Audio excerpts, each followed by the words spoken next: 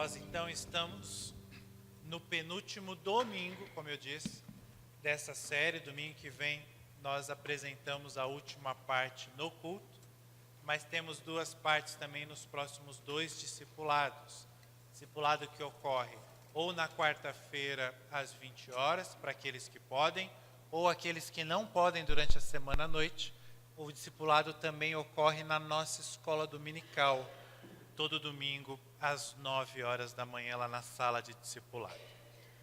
Hoje eu quero apresentar para vocês aquela reflexão que é equivalente ao capítulo de número 15 do livro do Tim Keller, que tem esse mesmo título, A Cruz do Rei. Algumas das coisas que eu vou falar para vocês são do livro, eu estou seguindo a linha de raciocínio, outras não estão no livro.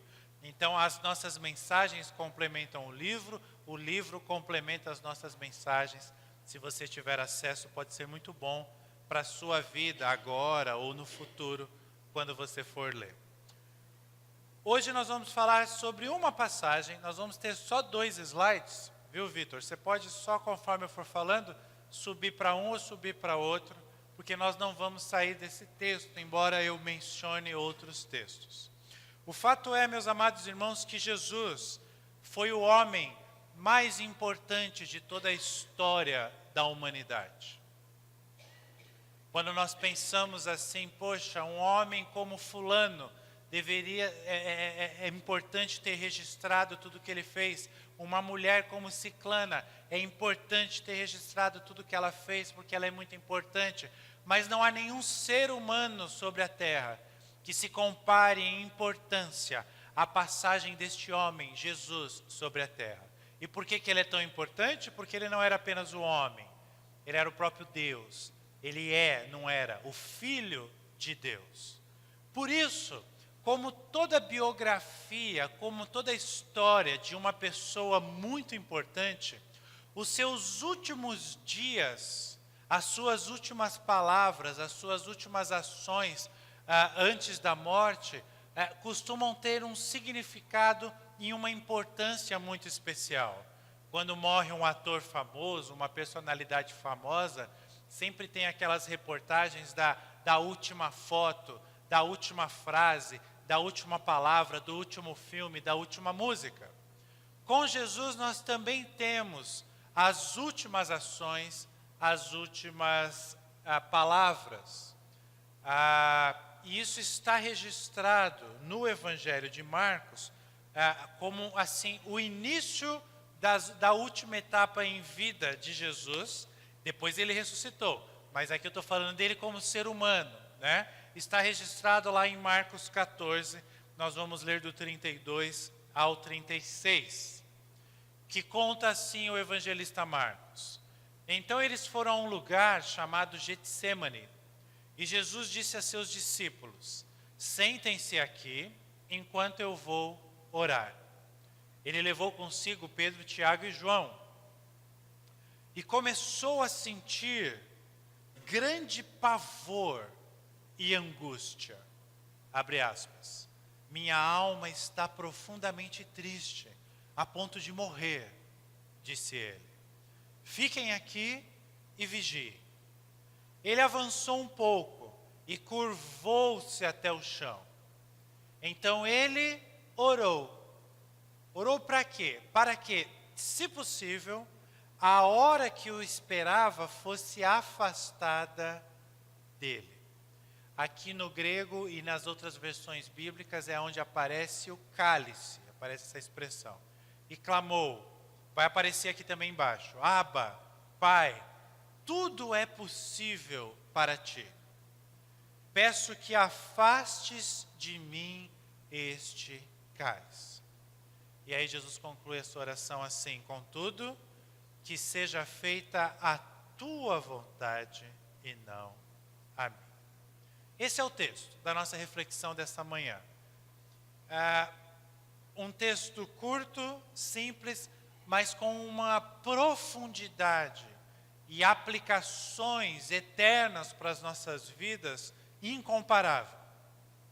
O que eu quero que você entenda no primeiro momento aqui é que Jesus está abrindo o seu coração Jesus está abrindo o seu coração para os seus discípulos que estão ali com ele. Jesus está abrindo o seu coração para o próprio Deus. Jesus está abrindo o seu coração para nós que estamos lendo o Evangelho séculos, milênios depois. Nós sabemos exatamente por meio dessas palavras quais eram os sentimentos de Jesus. Nós temos acesso à luta que Jesus estava travando na sua mente, no seu coração, no seu corpo. Nós ficamos sabendo por meio do próprio Jesus que ele está agonizado. Nós ficamos sabendo por meio do próprio Jesus que ele está com medo. Meus amados irmãos, o que Jesus está pedindo para o Pai aqui é algo assim: Pai, se existe algum modo, é como se ele perguntasse: Pai, existe algum modo desse cálice ser afastado de mim? Pai, tem jeito de eu livrar os teus filhos, os teus servos, sem que seja necessário eu ser executado dessa maneira? Pai, tem como eu cumprir esse propósito, mas sem precisar cumprir esta missão específica? Isso é sensacional, meus amados irmãos, e triste ao mesmo tempo. Sensacional porque nós temos acesso a um diálogo de Jesus, uma oração com o Pai, ou uma tentativa de diálogo com o Pai, eu vou explicar, momentos antes dele ser crucificado, dele ser morto, por mim, por você. A missão dele era essa. Ele pergunta para o Pai: Pai, tem como que tudo aconteça, mas sem eu cumprir a missão? Isso é surpreendente, porque até esse momento, a gente vem lendo o Evangelho de Marcos, cada etapa, cada momento da vida de Jesus. Até esse momento, Jesus parecia inabalável. Jesus era forte, Jesus era poderoso. Os inimigos vinham e o provocavam, e ele dava respostas sábias. Ele entra no templo, ele demonstra a sua ira pelos judeus não estarem abrindo o templo para os gentios. Ele chama os seus discípulos, ele orienta, ele tira demônios do corpo de pessoas, ele cura cegos, ele faz paralíticos andarem. Ele fala com ousadia, todos estão admirados e impressionados. Ele anda sobre o mar, ele acalma a tempestade, nada parece abalar este homem.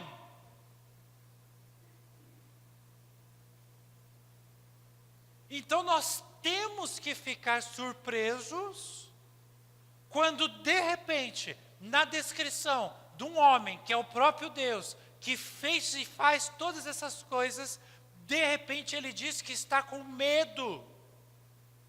O texto diz que ele começou a afligir-se. Está na parte de cima.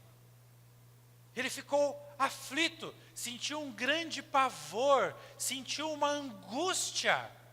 A tradução aqui mais literal seria algo como: ele ficou atônito, ele ficou, travou as suas emoções, o seu corpo, ele não sabia o que fazer. Ele ficou atordoado, era essa palavra que eu queria lembrar. Atordoado. Ele não sabia. Jesus até aqui, ele sabia o que estava pela frente, não é que ele não sabia, corrigindo a minha frase. Ele sabia o que estava diante dele, mas até então, ele tinha passado por situações assim, e ele mantinha a serenidade. De repente, parece que Jesus perde o controle. Eu vou explicar esse perde o controle. Ele vê algo, ele percebe alguma coisa, ou ele experimenta algo que até para ele, que era o Filho de Deus, foi capaz de deixá-lo atordoado. Ele começou a sentir um grande pavor, ele começou a se angustiar. Em algumas versões bíblicas é assim que aparece. O se angustiar aqui é a ideia de que ele foi tomado por um grande horror.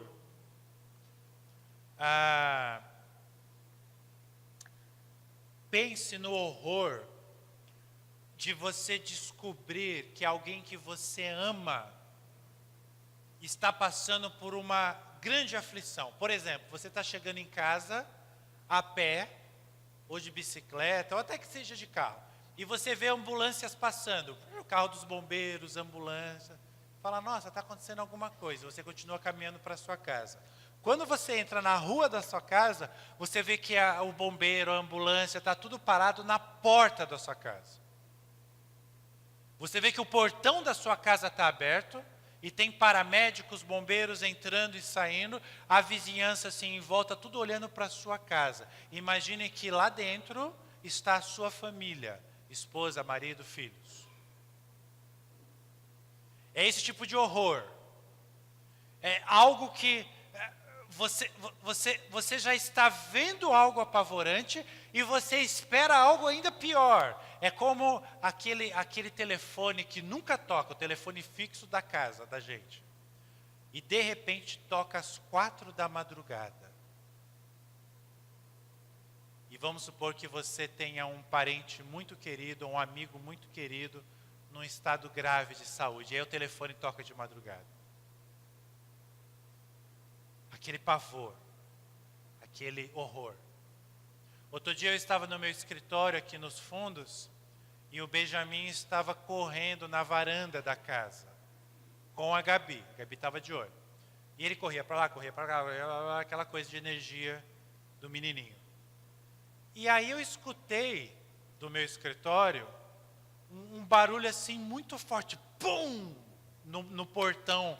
Esse meu portão é de ferro, né? Então qualquer coisa que bate ali, ele faz um barulho grande. Meu coração, vocês imaginam, foi tomado de pavor.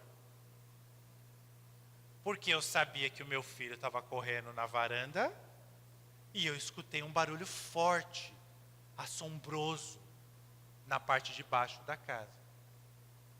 Saí correndo. Olhei primeiro para o portão, não vi nada, aí olhei para a varanda. Ele estava lá correndo. Abri o portão, tinham sido uns imbecis, de uns moleques, que bateram forte no portão à toa. Eu pensei em ir atrás deles, mas aí eu lembrei que eu sou crente. Mas eu quero só ilustrar para vocês o que é uma situação de horror, de pavor. Perceba, você ainda não recebeu a notícia ruim, ainda não foi confirmado aquilo, mas a expectativa do meu filho ter caído da varanda, a expectativa de ver uma ambulância na porta da minha casa, a expectativa de que algo muito ruim vai acontecer, já nos deixa apavorados, já nos deixa angustiados. É isso que Jesus está sentindo aqui, meus amados irmãos. Por isso ele fala, a minha alma está profundamente triste, a ponto de morrer. Algo acontece naquele jardim do Getsemane, algo que Jesus viu, algo que Jesus sentiu, Jesus percebeu algo que o abalou. Ele que parecia inabalável. Então surge a pergunta, o que foi que aconteceu naquele jardim? O que foi que Jesus percebeu, que Jesus viu? Alguns acham, e acham erradamente, que o pavor de Jesus era pela morte ou pela dor física que ele ia passar. Jesus sabia o que era uma crucificação, que iam furar a mão dele, furar o pé dele, que ele seria pendurado e a lei da gravidade ia estar não a favor dele, mas contra ele, e que ele ia morrer ali, então ele começou a apavorar. Não, Jesus não ficou angustiado assim por causa da dor física. E eu te explico o porquê disso. Jesus sabia que iria morrer? Sim ou não? Sim. Ele não só sabia, como ele mesmo que anuncia, nós vimos nos domingos anteriores, ele começa a anunciar para os discípulos, para quem quisesse ouvir, que era necessário que ele morresse. Então, o ponto aqui não é a informação. Jesus se deu conta de que ia morrer. Não, o ponto aqui não é informação, ele já sabia. Ele mesmo diz.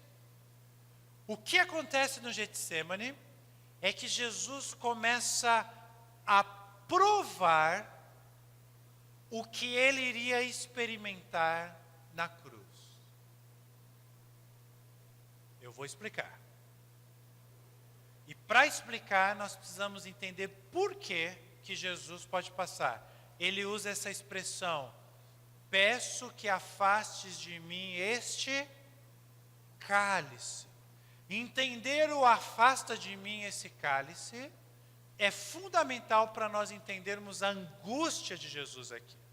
Porque em toda a Escritura, Antigo e Novo Testamento, nós encontramos essa palavra cálice como uma metáfora para a ira de Deus. Cálice também era usado para motivos bons, tipo um cálice de vinho, meu cálice transborda. Também tinha esse significado. Mas também era usado em alguns contextos, os profetas usam muito Apocalipse, nós vamos encontrar, e aqui nós estamos vendo, cálice sendo usado como sinônimo da ira de Deus. Então é o cálice ruim, é o cálice que traz problema, é o cálice que simboliza a justiça de Deus. E quando nós falamos em ira de Deus, meus amados irmãos, é muito importante salientar que nós estamos falando de uma ira de Deus não sem motivo, mas uma ira de Deus contra o mal. A ira de Deus não é contra pessoas, a ira de Deus é contra a maldade. Às vezes afeta pessoas, por exemplo, seus inimigos. No Antigo Testamento a gente vê muito isso. Os babilônios vão beber do cálice da ira do Senhor. Nós vemos expressões assim. Ezequiel, lá 23, 32, diz: beberás do cálice fundo e largo, do cálice de pavor, de assolação, tu beberás e o esgotarás e o despedaçarás como os cacos, mutilarás os teus próprios seios. A ira de Deus contra um povo. Isaías 51 fala da taça de atordoamento, do cálice da minha ira. Então eu não coloquei aqui vários textos, poderia ter citado outros, por motivo de tempo. Porque o meu foco aqui é você entender o que está acontecendo com Jesus no Getsêmani. Então você precisa entender esse conceito do cálice. O cálice representa a ira de Deus. A ira contra toda maldade, contra todo pecado. O que Jesus pede para o Pai é: afastes de mim este cálice. Lembra no início dessa série, uma das primeiras pregações, quando eu falei da dança da Trindade, Deus Pai, Deus Filho e Deus Espírito, eles estão numa harmonia plena, como que regem o universo, como em uma comunhão plena, em uma dança perfeita. E a Trindade Santa, em um momento da sua eternidade, eles resolveram criar o ser humano. Criou o mundo e o ser humano como obra especial. E o que a Trindade Santa fez foi convidar o ser humano para esta dança. Venha dançar, venha desfrutar do amor, venha desfrutar da dependência que nós temos. É isso que é o ser humano na sua obra original. O objetivo de Satanás desde o Éden até hoje é nos tirar dessa dança. Quando nós mais nos aproximamos, ele faz de tudo para nos afastar. Quando nós estamos afastados, ele faz de tudo para nós não nos aproximarmos. Agora eu não quero que você pense em você nessa dança. Eu quero que você pense em Jesus nessa dança. Ele é pessoa da Trindade. Pai, Filho e Espírito Santo. Não necessariamente nessa ordem. A Trindade, ela é uma só, perfeita. Este ser divino, da Trindade Santa por toda a sua vida. Durante toda a eternidade, ele viveu nessa dança com o Pai e com o Espírito. Jesus, durante toda a sua existência, ele sempre existiu. Ele se volta para o Pai, ele se volta para o Espírito, e o seu ser é inundado de amor, porque Deus é amor. Quando ele encarna, quando ele nasce, ele continua com essa comunhão com o Pai, da mesma forma que nós podemos ter essa comunhão. Como que essa comunhão? Jesus é cheio do amor do Pai e do Espírito quando ele ora. Nós vemos isso no seu batismo: este é meu filho amado, nele eu tenho prazer. Nós vemos isso, como vimos domingo passado, acho que foi o passado, no Monte da Transfiguração: este é o meu filho amado. Nos momentos de oração, Jesus, ele era inundado pelo amor do Pai, pelo amor do Espírito. É disso que ele estava acostumado eternamente. O que eu quero que você entenda é que no jardim do Getsemane, Jesus, ele está, o texto bíblico é claro, olha ali a frase lá em cima do 35. Então ele orou. Jesus se prostra, ele se curva ao chão. Jesus ora. O seu coração começa a ficar angustiado. E se torna ainda mais angustiado, porque ele se volta para o Pai. Ele se volta para o Espírito. E ele recebe como resposta, pela primeira vez em toda a sua eternidade, silêncio.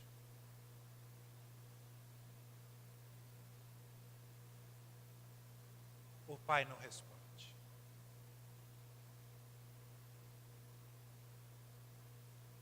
Ele não, pela primeira vez em toda a eternidade, Jesus não se sente amado.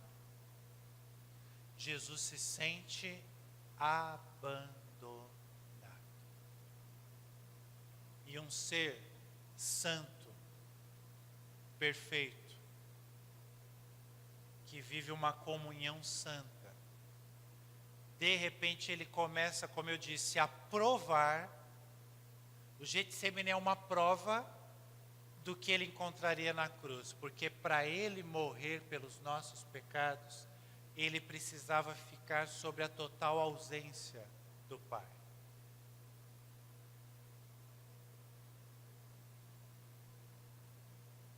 Jesus experimenta a ira de Deus. Jesus experimenta o abismo, a separação. A separação que eu e você temos de Deus por causa dos nossos pecados. Jesus experimenta pela primeira vez. Logo ele, que é Deus, que é a fonte de todo amor, Jesus que é a fonte da vida, Jesus que é a luz, como nós cantamos no hino, agora há pouco. De repente ele é excluído de Deus, excluído de toda a fonte do amor, de toda a fonte de luz. Jesus começa a experimentar o que é como que é a expressão? Quando nós somos desintegrados, a desintegração espiritual do ser humano. A nossa corrupção, o nosso pecado. Não que ele começa a pecar, não é isso. Mas ele começa a sentir na pele, na sua alma, o resultado do que é ser pecador, mesmo ele não sendo. O pecado nos afasta de Deus, nos separa de Deus. Ele sabe que ele está caminhando para a cruz. Eu vou explicar em mais detalhes o que está acontecendo com Jesus aqui, mas antes eu preciso fazer uma reflexão com você. Se Deus é amor, Por que ele precisa agir com ira? Essa é a resposta universal. Aliás, a pergunta universal. Vocês cristãos ficam falando que Deus é amor, mas vira e mexe vocês ficam falando que ele é ira. Isso não faz o menor sentido, porque se eu amo, eu não tenho ira. Por que ele permite que isso aconteça? Deixa eu explicar uma coisa para você. Se você deseja na sua vida um Deus amoroso, você necessariamente tem que conviver com um Deus irado. Tim Keller nos ajuda aqui nessa reflexão. Quando nós amamos uma pessoa, e essa pessoa está ou destruindo ela mesma, ou destruindo outras pessoas que nós amamos também, você não apenas fica brava com essa situação, você fica irado. Por quê? Porque no fundo, você se importa com aquela pessoa. Se nós vemos uma pessoa se destruindo, e a gente pensa assim, a pessoa está se destruindo também, né? Tinha que saber que está se destruindo, também deixa ela lá. Isso não é prova de amor. A prova de que você ama a pessoa é você chamar a pessoa, dar um chacoalhão nela e falar, você está vendo o que você está fazendo com a sua vida? Você não pode fazer isso, presta atenção, não é esse o caminho certo, você vai demonstrar uma ira e, se for necessário, dar um tapa na cara da pessoa para ela acordar. Estou brincando, não precisa chegar a esse ponto. O que eu quero que você entenda é que a ira nasce exatamente como fruto, como resultado de um amor muito grande que eu tenho por alguém ou por algumas pessoas, e eu vejo essas pessoas sofrendo. Eu vejo essas pessoas com dores. E aí eu fico bravo com isso. E presta atenção, quanto mais amoroso eu for, mais furioso eu vou ficar, mais irado eu vou ficar com tudo que pode machucar a pessoa que eu amo.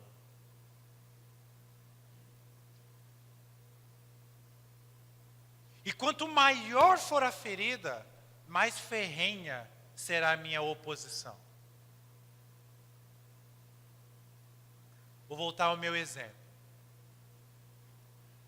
Vamos supor que eu tivesse saído do meu escritório, escutado aquele barulhão na minha porta, preocupado com meu filho, e eu encontrasse o meu filho no chão. E eu descobrisse que ele caiu da varanda, porque os meninos estavam lá na rua, o estimularam a pular. Não tenham dúvida, a minha ira faria eu abrir o portão, ou dar uma surra de quase levar à morte aqueles meninos, ou de fato levá-los à morte. Pastor, o senhor não ia conseguir sem arma. Não se esqueçam que o meu histórico passado é de Kung Fu. Estou brincando com vocês, mas é verdade. Eu não ia pensar, eu sou crente, Deus é amor. Não, eu sou pastor. A hora que eu olhasse para o Benjamin e descobrisse a causa ia sofrer o meu furor, a minha ira. E essa minha ira, a origem dessa minha ira, não é uma ira sem motivo, é o amor que eu sinto pelo meu filho. Agora, leva isso para Deus. Ainda antes de levar para Deus, deixa eu te dar um exemplo, bem real, nos nossos tempos, na nossa nação. Toda pessoa que se importa com a justiça, fica indignado. Indignado é a palavra da moda. Fica irado quando vê pessoas tripudiando sobre a justiça. Se você anda indignado com o Supremo Tribunal de Justiça, ou federal, o STF, o STJ, e tudo que eles andam fazendo com a justiça no nosso país, nada mais você está fazendo do que nutrindo um sentimento de ira, porque a justiça não está sendo feita. Agora presta atenção no gancho. Por que você está irado? Porque você ama o seu país. Porque você ama a sua cidade. Porque você ama o seu estado. Porque você quer o bem das pessoas. Agora, se você é uma pessoa egoísta e tem um salário bom, uma renda boa, uma empresa que dá lucros, e vê lá a justiça, tudo pegando fogo em Brasília, e gente perdendo emprego, e pessoas sofrendo injustiça, se você não se importa com as pessoas, com o seu país, você não está nem aí. Fala, isso aí não está me afetando mesmo. Isso é o que faz uma pessoa ir para uma manifestação, para uma passeata, seja o que for, e outras pessoas não irem. No fundo, o amor, a revolta, a ira pelo que está acontecendo. Vamos levar isso para Deus? Quem ama, se importa. Quem se importa, quer justiça. A Bíblia diz que Deus ama tudo quanto Ele criou. A Bíblia é clara quanto a isso. Ele ama. Exatamente esse é o motivo pelo qual nós temos que lidar com um Deus que ama e um Deus que é irado. Deus está irado com o que está acontecendo com a sua criação. Por isso que existe o cálice da ira do Senhor.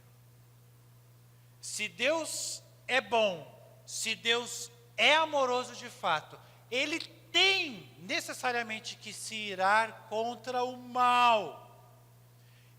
Mas se irar contra o mal o suficiente, se Ele ama, o suficiente a mover Deus a fazer alguma coisa. E o que Deus está fazendo? Ele enviou o seu Filho para que sobre Ele fosse, para que Ele bebesse o cálice da ira do Senhor. Sabe o que Deus está falando para mim e para você ao fazer isso com Jesus?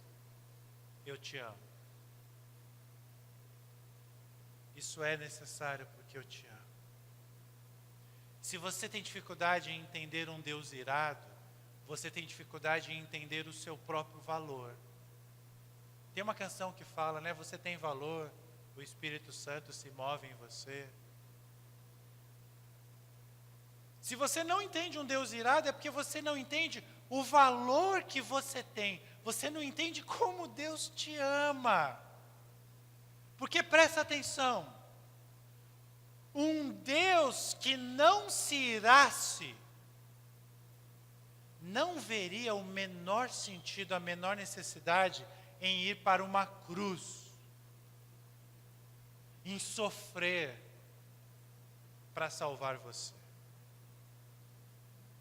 Ele não está irado, Ele é só amor, é Deus, paz e amor. Então, se Deus é só paz e amor, tudo é amor, então eu não vou me irar contra o mal não, deixa eles lá, vamos lá, eu vou deixando eles terem uma vida mais ou menos, mas não! Deus está irado porque Ele te ama, mas Ele não está irado contra seres humanos, Ele está irado contra o mal. Imagine duas cenas, só para ilustrar isso daqui. Primeiro, dois deuses, um Deus qualquer, e o Deus verdadeiro, o nosso Deus. Imagine que esse Deus aqui, Ele fale para você, eu te amo, mas Ele não está disposto a pagar o preço para te amar. O Deus da Bíblia, Ele fala, eu te amo, mas Ele está disposto a pagar o preço. E o quanto você, qual é o seu preço? O quanto você é precioso, preciosa para Deus. Você é precioso, preciosa o suficiente, o bastante, para que Ele tenha tomado medidas extremas por você. Quando Ele viu o tamanho da coisa que Ele precisava fazer por você, Ele ficou, o próprio Deus, Jesus, apavorado. Ele ficou com medo, Ele ficou angustiado, a ponto de desejar a morte do que ter que passar por aquilo. Olha como Ele te ama. Olha o que Ele sente por você. Meus amados irmãos, é por isso que quando nós estamos passando por um sofrimento, por uma dificuldade em nossas vidas, normalmente o caminho é mudar as circunstâncias. Por exemplo, eu estou com um problema no meu relacionamento, eu preciso mudar as circunstâncias. Eu estou com problema de saúde, eu preciso fazer um tratamento, buscar algum medicamento, alguma coisa. Jesus demonstra isso nesse texto.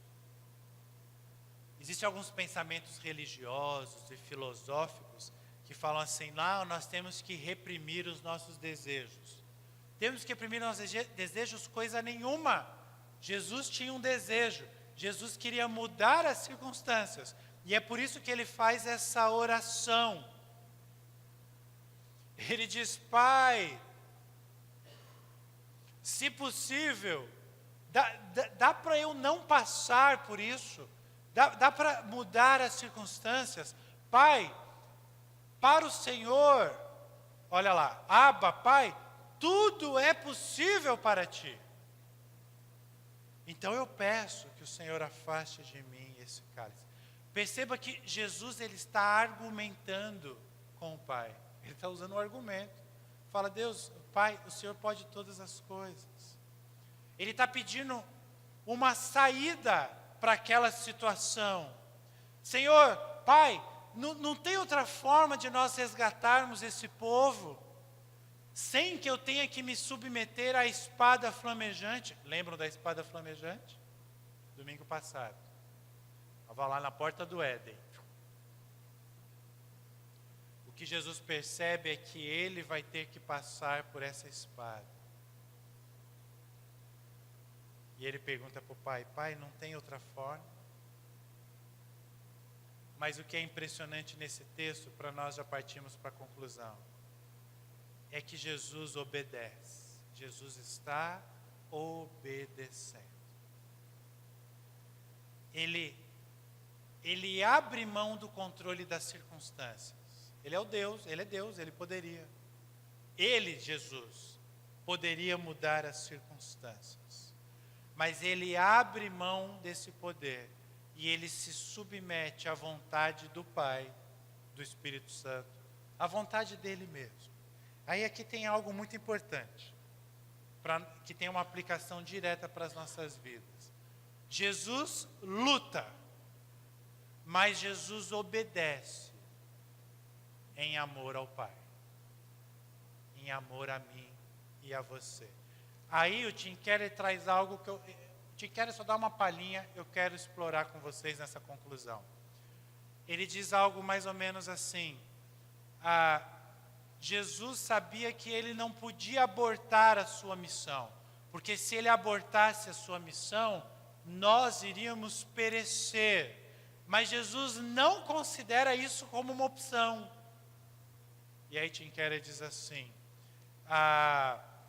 por mais terrível que fosse o cálice, eu estou lendo, Jesus sabia que o seu desejo imediato, entre parênteses, ser poupado, devia curvar-se ao seu desejo supremo, entre parênteses, nos poupar. Jesus sabia que o seu desejo imediato, ser poupado, deveria se curvar ao seu próprio desejo supremo, maior, nos poupar. Desejo imediato, desejo supremo. Nós somos discípulos de Jesus, nós somos seus imitadores. E em muitos momentos em nossas vidas, nós temos alguns desejos imediatos nas nossas vidas. Mas nós abrimos mão porque nós temos desejos maiores, mais importantes do que esses desejos imediatos. Um exemplo bobo, você está de dieta. Não pense só numa dieta estética, pensa numa dieta fundamental para a sua vida, para a sua saúde. E aí você está diante de algo que você gosta muito, mas que você não pode comer. É um desejo imediato, você quer comer aquilo. Mas por um desejo maior, supremo, para que você permaneça vivo mais alguns anos, você toma a decisão de não submeter aquele desejo imediato. Nós lidamos com situações assim o tempo todo, e na nossa vida espiritual também. Jesus, ele diz, todavia, não seja, eu estou lendo a versão antiga, aí na tela está, contudo, que seja feita a tua vontade, e não a minha. Presta atenção que Jesus não diz algo do tipo, Pai, Abba, em minha opinião você está errado, mas eu deixarei que a tua vontade prevaleça. Não é isso que ele está dizendo. Ele está dizendo o seguinte, Pai, Abba, eu confio em Ti, independente do que eu estou sentindo neste momento. Eis uma grande lição para as nossas vidas. Jesus está dizendo, eu vou sentir dor, eu vou sentir sofrimento, mas isso precisa ser feito. Então, Pai, faça, porque eu confio no Senhor. Jesus não nega os seus sentimentos, Jesus não nega o seu sofrimento, mas Ele obedece por amor ao Pai, por amor a mim, por amor a você. Quando nós entendermos isso, meus amados irmãos, para sempre, nós vamos lidar com os nossos desejos, nós vamos lidar com as circunstâncias da vida de forma diferente. Nós vamos confiar no Pai, mesmo diante dos nossos sofrimentos. Jesus nos ama como ninguém. Pode vir para cá, equipe. Para que Jesus suportasse esse sofrimento, foi necessário que ele tivesse uma noção do que estava por vir, lá no Getsemane. E é esse amor, esse tipo de amor sacrificial que você tem buscado na sua vida toda. Às vezes na família, às vezes nos amigos, às vezes na mãe, às vezes no cônjuge, às vezes nos filhos, às vezes num amor romântico.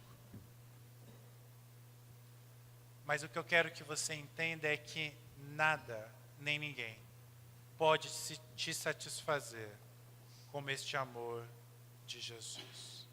Todos os outros amores irão desapontá-lo. Esse jamais irá te desapontar. Amém?